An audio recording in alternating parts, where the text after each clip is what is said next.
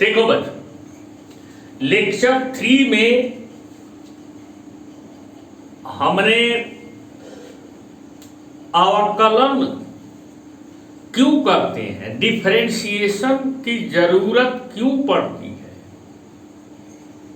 इसके बारे में थोड़ा बहुत आपको हमने बताया था। अब उसमें हमने ये जरूर बताया था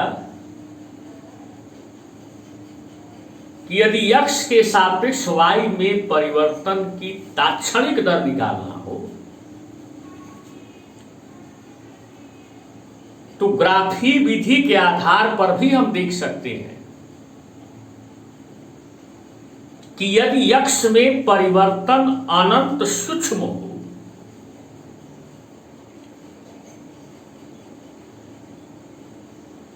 तो जो तात्क्षणिक दर ग्राफ के किसी बिंदु पर खींची गई स्पर्श रेखा की ढाल से प्राप्त की जा सकती है, वही तात्क्षणिक दर ग्राफ के उसी बिंदु पर x में अनंत सूक्ष्म परिवर्तन के दौरान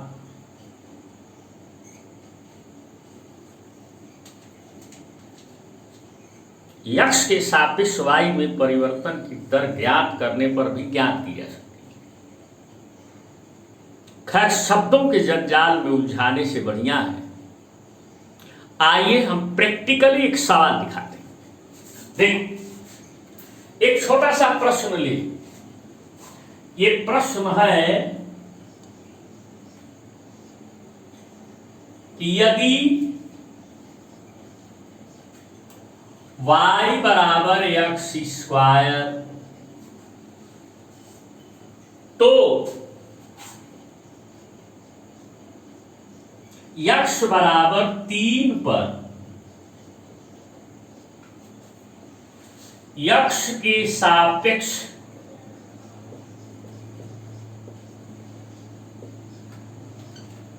y में परिवर्तन की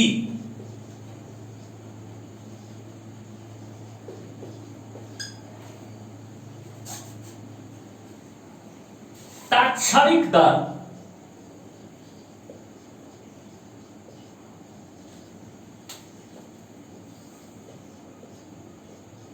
ज्ञात कीजिए।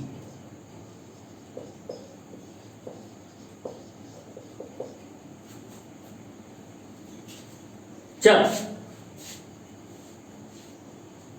यहां y बराबर एक्स स्क्वायर दिया हुआ है, मैंने x को भिन्न भिन्न मान हम देंगे तो उसके संगत y को भिन्न भिन्न मान मिलेगा। अब मान लो ज्ञात है,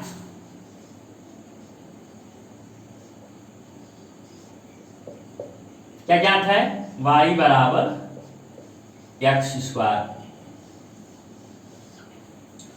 तो अब हम यहां x को भिन्न भिन्न मान देंगे तो y को भिन्न भिन्न मान मिलेगा। जैसे x बराबर 1 रखेंगे तो y बराबर 1 होगा, x बराबर 2 रखेंगे तो 2 का वर्ग y बराबर 4 होगा।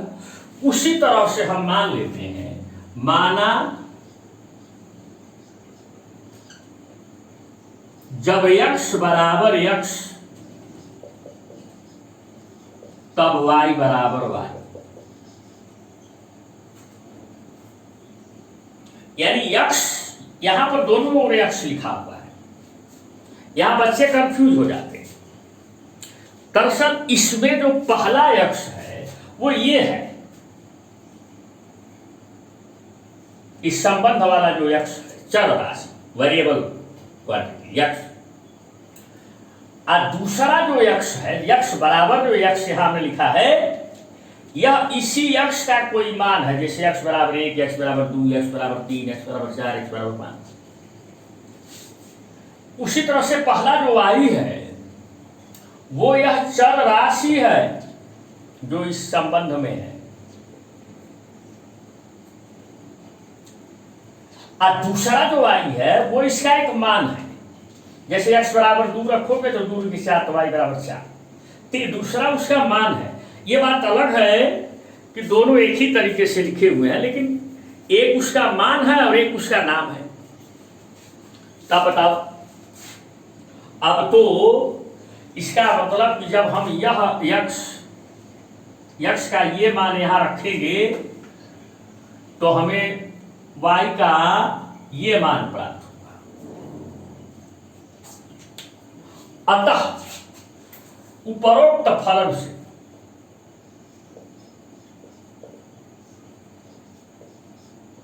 उपरोक्त फलन है, फंक्शन है,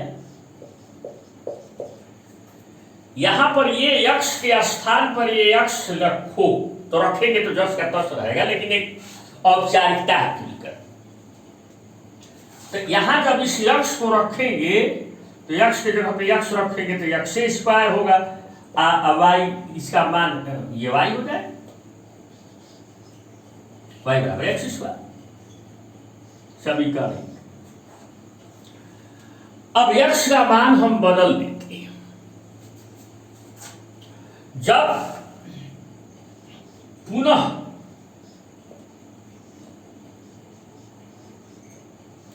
जब यक्ष बराबर यक्ष प्लस डेल्टा एक्स, तब मान लीजिए ये जो y का मान है, जब x का मान x प्लस डेल्टा x हो रहा है, तब y बराबर y प्लस डेल्टा y, माने जिस समय x का मान x प्लस डेल्टा x हो रहा है, उस समय हमें जो y का मान प्राप्त हो रहा है वह y प्लस डेल्टा y प्राप्त होता है। अतः उपरोक्त फलन से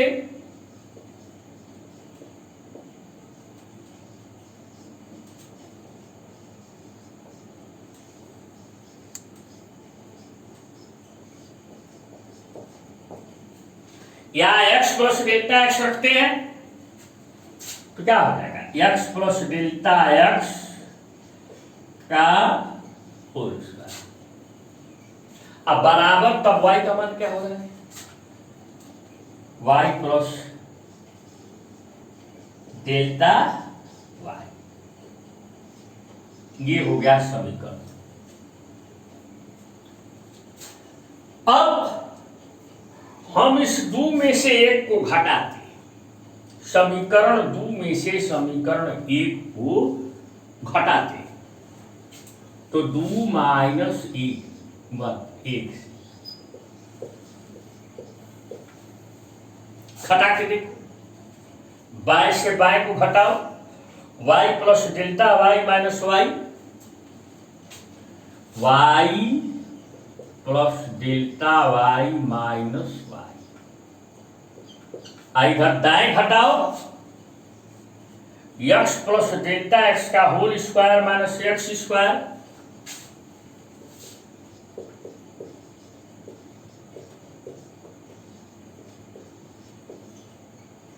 ये तो y से y कैंसिल। तो क्या मिला बच्चों, तो डेल्टा y बराबर, अब इसको थोड़ा तोड़, x square plus delta x square plus दोनों के गुणनफल का दुगुना 2x डेल्टा x अब माइनस x स्क्वायर।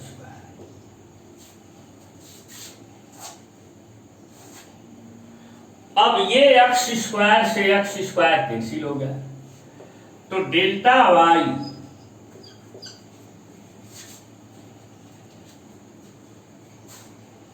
यहां पे देखो बच्चों, इन दोनों में क्या कॉमन है, इन दोनों में डेल्टा x कॉमन है, तो डेल्टा x कॉमन ले लो, तो क्या बच रहा है, यहां पे एक डेल्टा x बच रहा है और यहां पे बच रहा है 2x।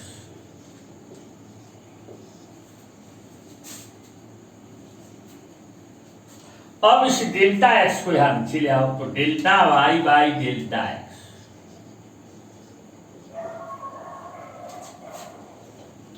बराबर डेल्टा एक्स प्लस 2x। माने यक्ष में सूक्ष्म परिवर्तन डेल्टा, या सूक्ष्म मत कहो अभी, अगर यक्ष में परिवर्तन डेल्टा एक्स किया जाए और उसके संगत वाई में परिवर्तन डेल्टा वाई हो, तो यक्ष के सापेक्ष, यक्ष में परिवर्तन के सापेक्ष वाई में परिवर्तन की जो दर है delta y by delta x, वो डेल्टा एक्स प्लस 2x के मान पर के बराबर है। चलो ये तो हमें मिल गया। अब हमको यक्ष के एक विशेष मान पर यक्ष के सापेक्ष वाई में परिवर्तन की तात्क्षणिक दर ज्ञात करें। तो हम यहां पर यक्ष बराबर 3 पर हमें निकालना है, यक्ष बराबर 3 पे निकालना है। तो देख,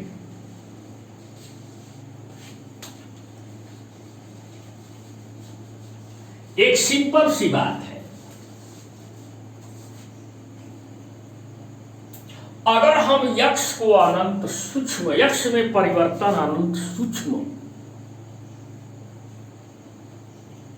करें या हो, तो क्या होगा, उसको कैसे लिखते हैं, समीकरण 3 से।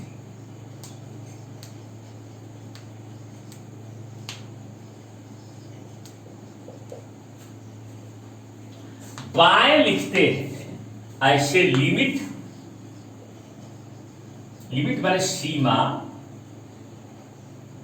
Delta x tends to zero, माने डेल्टा एक्स शून्य की ओर अग्रसर है, माने यक्ष में परिवर्तन अनंत सूक्ष्म है, इसका अर्थ है हुआ delta y by delta x.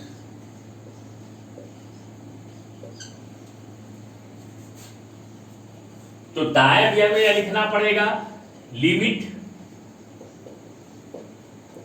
Delta x tends to zero, delta x plus 2x। यहां पे देखो समीकरण। अब अगर यक्ष में परिवर्तन अनंत सूक्ष्म हो, तो उस समय यक्ष के सापेक्ष वाई में परिवर्तन की जो दर होगी वो तात्क्षणिक दर, और ये जो हमने लिखा है ये अभी सामने आपके, इसी को हम कहते हैं d by d x y, या वैसे कॉमन वे में इसको हम ये दिल इसको ऐसे भी पढ़ लेते हैं, काम चल जाएगा, d y by d x, d y by d x. Delta d लिखे, डेल्टा की जगह पे डी हो गया, क्योंकि यक्ष में परिवर्तन अनंत सूक्ष्म है। अब दाएं हम विचार करते हैं कि यक्ष का अगर कोई मान यक्ष है, तो उसके सापेक्ष यह जो परिवर्तन है इतना कम है कि इसमें इसको जोड़ने पर इस पर कोई प्रभाव नहीं पड़े। है परिवर्तन है, लेकिन इसके सापेक्ष यह जो परिवर्तन है वह अनंत सूक्ष्म है।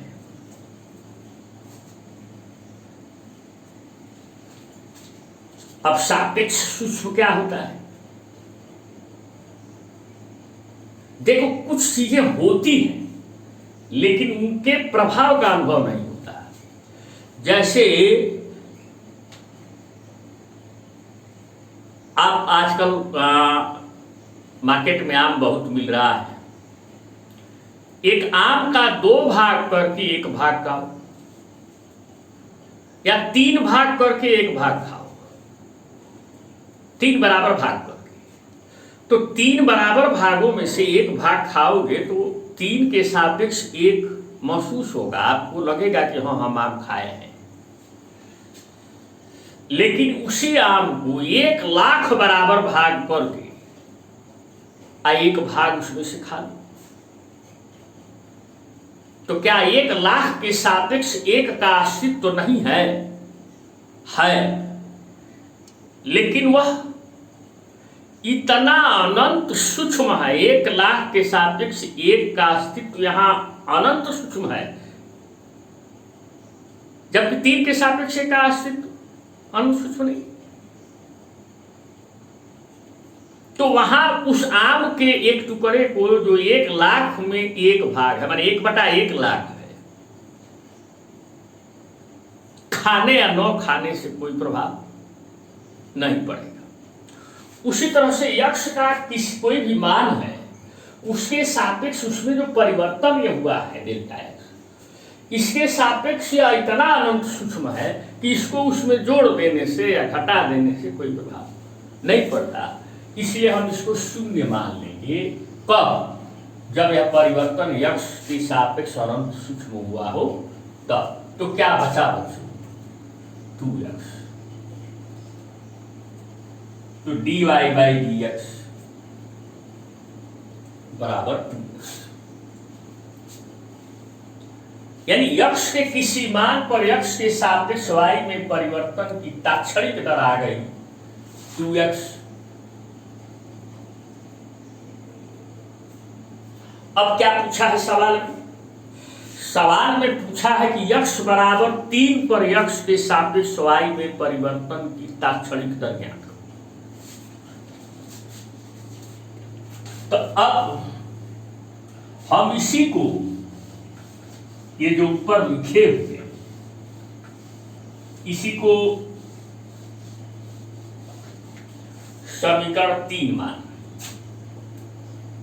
4 मान ले रहे हैं। समीकरण 3 तो यहां माने थे। अब 4 में, समीकरण 4 में यक्ष बराबर 3 रखने,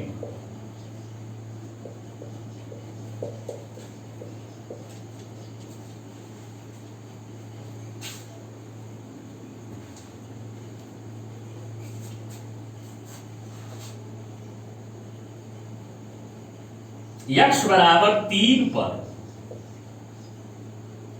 यक्ष के सापेक्ष y में परिवर्तन की तात्क्षणिक दर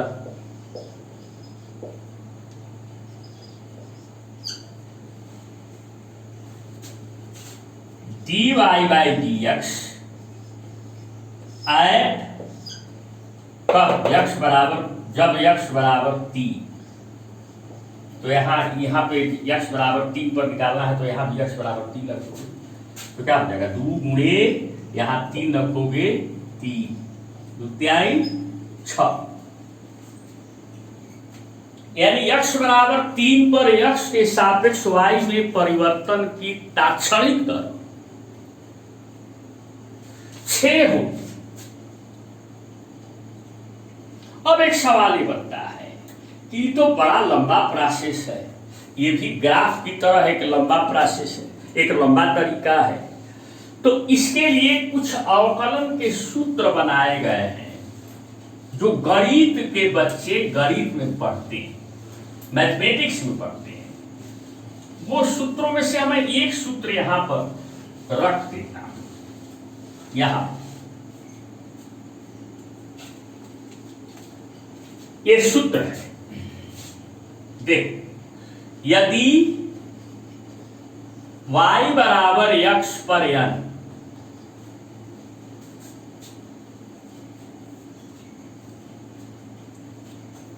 तो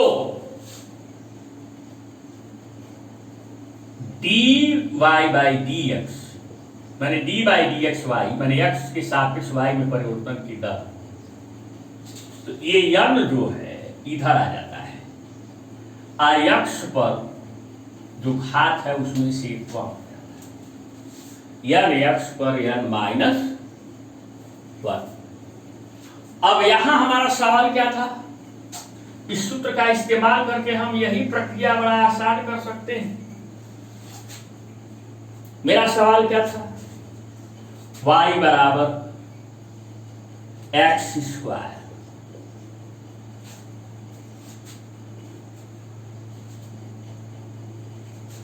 तो dy by d x,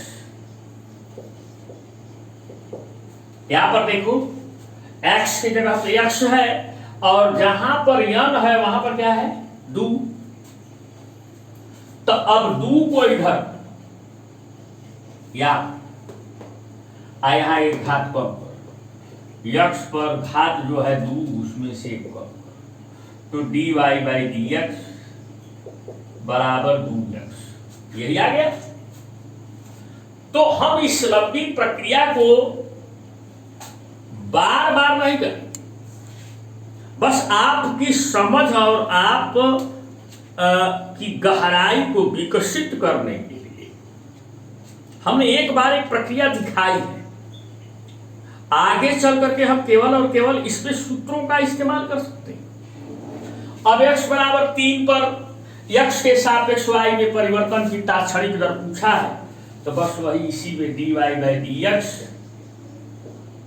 at x बराबर 3 बराबर 2 गुणे 3 बराबर 6। तो इस सूत्र का इस्तेमाल हम आसानी से कर देंगे और हम तात्क्षणिक दर यहां से निकालें। अब बताओ, मेरे पास दो रास्ते हैं। अगर हमारे पास ये सवाल है y बराबर एक्स स्क्वायर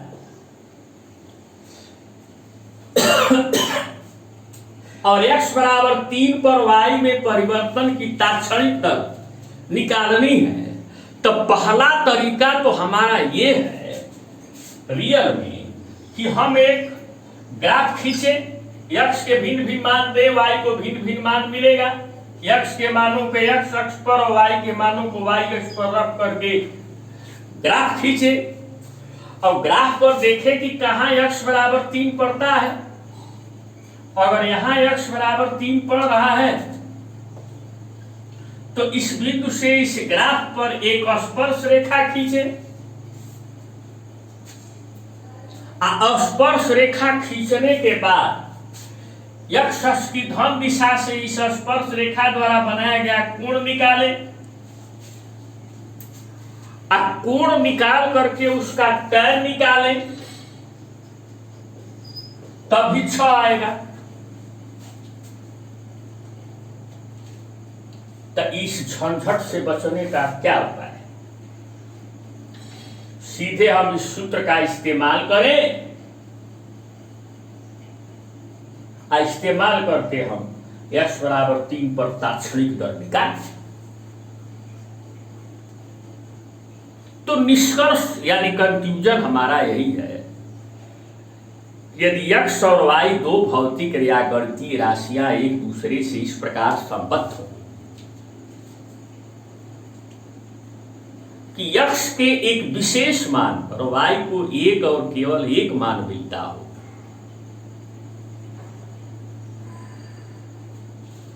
तो x के किसी विशेष मान पर x के सापेक्ष y में परिवर्तन की तात्क्षणिक दर को ज्ञात करने के लिए अवकलन यानी डिफरेंशिएशन का उपयोग करते हैं।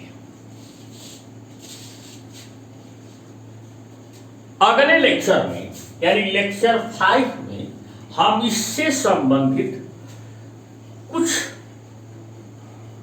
अभ्यास आपसे करवाएंगे।